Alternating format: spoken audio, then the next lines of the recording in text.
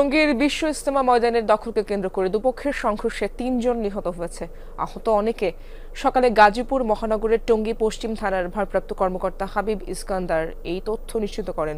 নিহতরা হলেন কিশোরগঞ্জের পাকুন্দিয়া থানার এগারসিন্ধু এলাকার বাচ্চু মিয়া, তার বয়স ৭০, বগুড়ার তাইদুল ইসলাম। ঢাকা মেডিকেল কলেজে চিকিৎসাধীন অবস্থায় মারা গেছেন ৬০ বছরের বেলাল হোসেনও। তিনি দক্ষিণ খানের বেড়াইদ এলাকার বাসিন্দা। ৫ দিনের জোর ইজতেমার পূর্ব প্রস্তুতি হিসেবে ময়দানে অবস্থান করতে গেলে দুপক্ষের মধ্যে সংঘর্ষ হয়। প্রত্যক্ষদর্শীদের দাবি আহত হন শতাধিক। এর আগে ১২ই ডিসেম্বর তাবলিগ জামায়াতের জোর ইজতেমাকে কেন্দ্র করে দুই গ্রুপের সংঘর্ষে ৪ জন আহত হয়।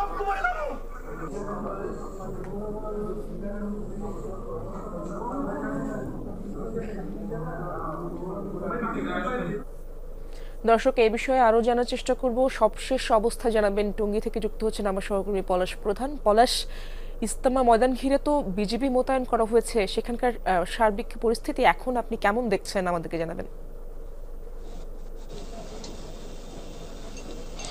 ইশরাত, আসলে রাজধানীর উত্তরা, তুরাগ এবং গাজীপুরের টঙ্গী অংশে আসলে কিন্তু থমথমে বিরাজ করছে দু গ্রুপেরই। তবে এখন পর্যন্ত যেহেতু সেনাবাহিনী, বিজিবি, থানা পুলিশ সহ গোয়েন্দা সংস্থা চারপাশে কিন্তু তাদের অবস্থান নিয়েছে।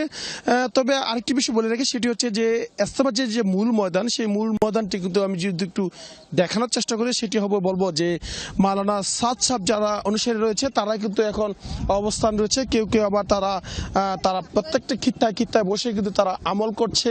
কেউ কেউ আবার তাদের খিত্তায় তাদের যে সামিয়ানা রয়েছে সেই সামিয়ানা টাঙানোর ব্যবস্থা করছে।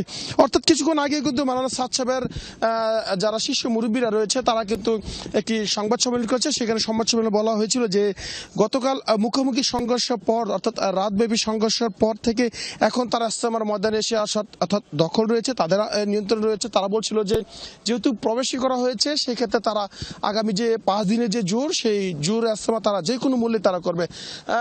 নিহত আহতের বিষয়ে তিনি কিন্তু কথা বলছিল। তিনি যে বিষয়টি বলছিল যে এখন পর্যন্ত যেহেতু আসলে যারা নিহত হয়েছে তারা কোন পন্থী, কোন গ্রুপের আসলে সেটি নিশ্চিত করা যায় না। তবে এখন পর্যন্ত প্রায় শতাধিকের অধিক আহত তথ্য পাওয়া গেছে এবং 3 জনের নিহত আমরা সংবাদ পেয়েছি, যেটি হচ্ছে 2 জন হচ্ছে ঢাকা মেডিকেল কলেজ, একজন হচ্ছে টঙ্গী সরকারি মেডিকেল কলেজ। এই 3 জনের নিহতের তথ্য পেয়েছি। তবে এখন পর্যন্ত যদি বলি, সেক্ষেত্রে বলবো যে পুরো টঙ্গী অঞ্চলের কিন্তু আসলে থমথমে বিরাজ করছে। ইসরাত, পলাশ, আপনিও নিরাপদে থাকবেন। ধন্যবাদ আপনাকে।